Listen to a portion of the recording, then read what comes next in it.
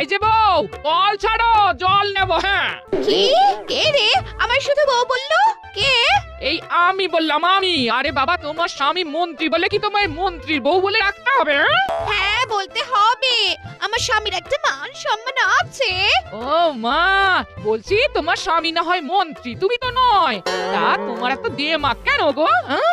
এই শোনো শোনো, একদম একদম বাজে কথা বলবে না। আমি এখন চাপা কল ছাড়তে পারবো না। আরো জল ভরা বাকি, তুমি অন্য কলে যাও। 1 থেকে 3 গুনবো, ভালো ভালো কেটে পড়ো দেখি। হ্যাঁ, না, যাবো না। কি করবে তুমি? গায়ে জল ঢেলে দেবো। কি? আমার গায়ে জল ঢালবে? দাঁড়াও, দেখাচ্ছি মজা। এই নাও, দেখো কে কার গায়ে জল ঢালে। ই, আমার গায়ে জল ঢালা? হ্যাঁ হ্যাঁ হ্যাঁ হ্যাঁ, তোমার না আজকে সব চুল আমি টেনে ছিঁড়ে দেবো। হ্যাঁ, হ্যাঁ হ্যাঁ হ্যাঁ, আয় আয় আয় মুচকি আয়, আজ তোকে মেরে বৃন্দাবন পাঠাবো। আয় আয়। বাহ, চুনি। হ্যাঁ?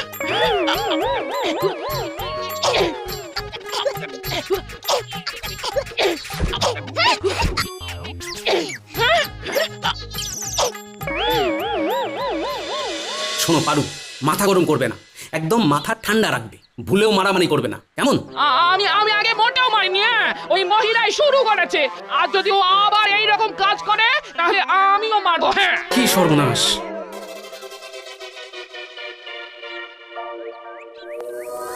গিন্নি, আজও গোপালের বউ সর্দারি করলে মোটেও ছাড়বে না, এই বলে দিলাম। আর কালকের মতো শুধু শুধু মার খেয়েও ফিরবে না, কেমন?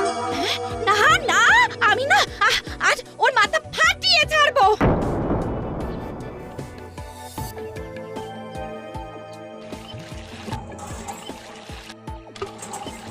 কি ব্যাপার মুটকি, আজ তুই এসেছিস? কালকে আমার হাতে মার খেয়ে শিক্ষা হয়নি দেখছি।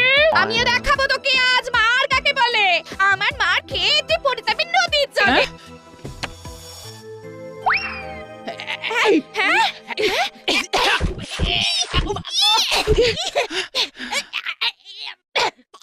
নারদ নারদ, ব্যাপারটা সুবিধার লাগছে না। ও বাবা, এ যা মারপিট দেখছি, গোপাল দাদাকে খবর দিতে হবে তো।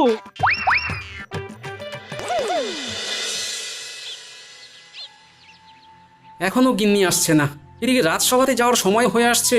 কি করি, একবার কি কলতলায় যাবো? উল্টের গলা মনে হচ্ছে, তবে কি আজও মারপিট বেঁধেছে নাকি? শিগগিরই চলো, আবার মারপিট লেগেছে। আজও মন্ত্রীর বউ কল ছাড়েনি। দেখাচ্ছি আজ মন্ত্রী মশাইকে, মহারাজকে সব না বললেই নয়।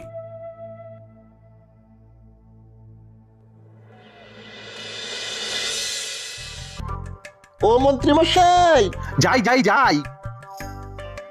কি ব্যাপার, তোরা জল কই? আর জল শিগগিরই চলুন। কলপাড়ে গোপাল গিন্নির হাতে মা ঠাকুরুন খুব মার খাচ্ছেন। হায় গোপাল, আজও মার খাচ্ছে। চল যাই চল যাই চল, তবে আজ আমি মহারাজকে বলেই ছাড়বো।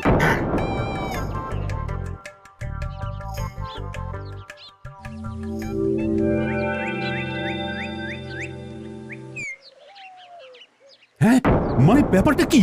তাই বলে তোমাদের দুজনের স্ত্রী মারপিট করবি? ছি ছি ছি ছি, লজ্জা করছে না তোমাদের?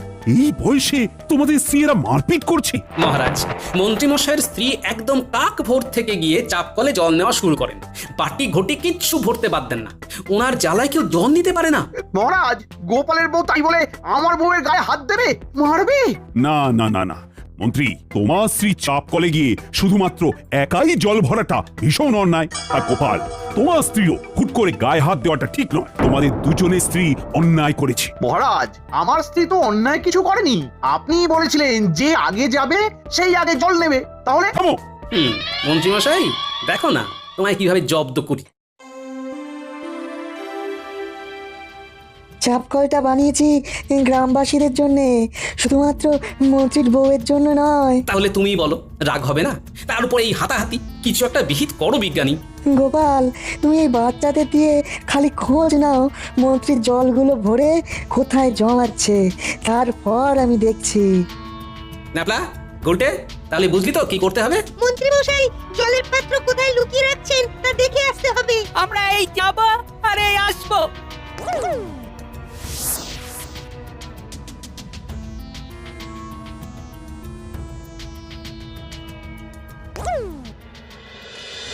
দাদু বটা ঘটা মন্ত্রীর বাড়ির ভাড়ার ঘরের ভেতরে জল জমিয়ে রাখছে।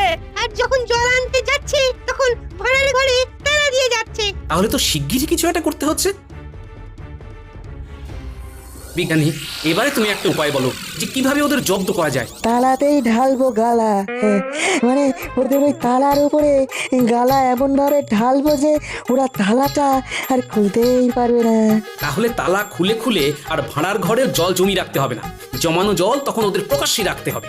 আর সেই সুযোগেই তুমি জল সব গ্রামবাসীর ভিতরে বন্টন করে দেবে। চলো বিজ্ঞানী, তাহলে তকে তকে থাকি আর সুযোগ বুঝে কোপটা মারি। হ্যাঁ হ্যাঁ, দাঁড়াও, গালাটা গরম করে নি।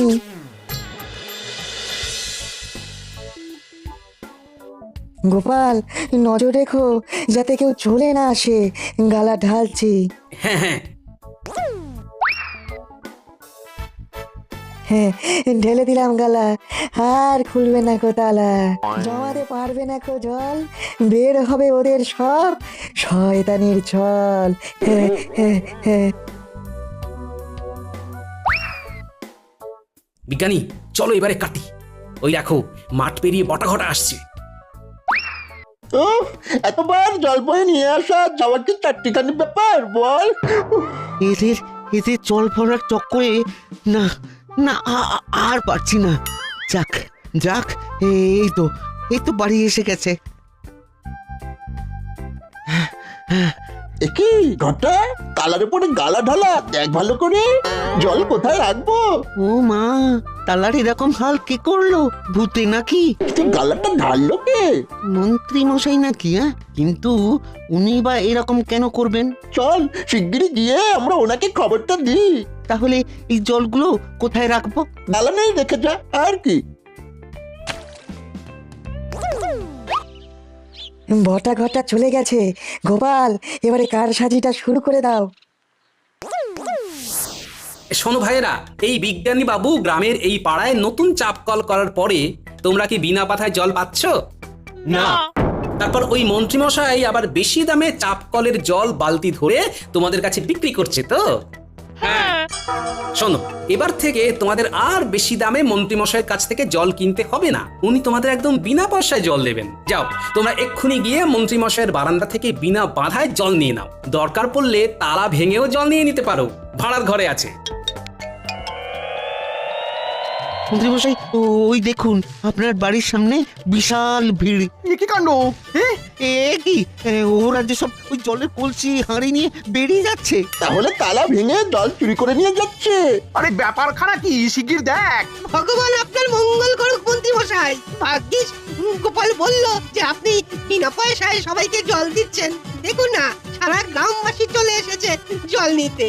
মঙ্গল হোক। ওরে শয়তান গোপাল, আবার জব্দ করলি। কায়দা করে সব জল লুটে নিয়ে চলে গেলি গোপাল, লুটে নিয়ে চলে গেলি।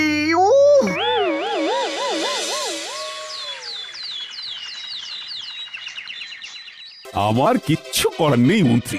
সারা পাড়ার লোকের জন্য চাপ কলটা তৈরি করা হয়েছিল, সেখানে তোমার স্ত্রী একাই জল নেবে তা তো হয় না। সেই জন্যই এক প্রকার বাধ্য হয়ে আমি এই ব্যবস্থাটা করেছি মহারাজ। ঠিক আছে ঠিক আছে, চিন্তা নেই গোপাল। এই অপরাধে মন্ত্রী এখন এই পাড়ার প্রত্যেকটা বাড়িতে 3 দিন ধরে জল দিয়ে বেড়াবে। না না মহারাজ, ছেড়ে দিন মহারাজ, ছেড়ে দিন। আর ভুল হবে না মহারাজ।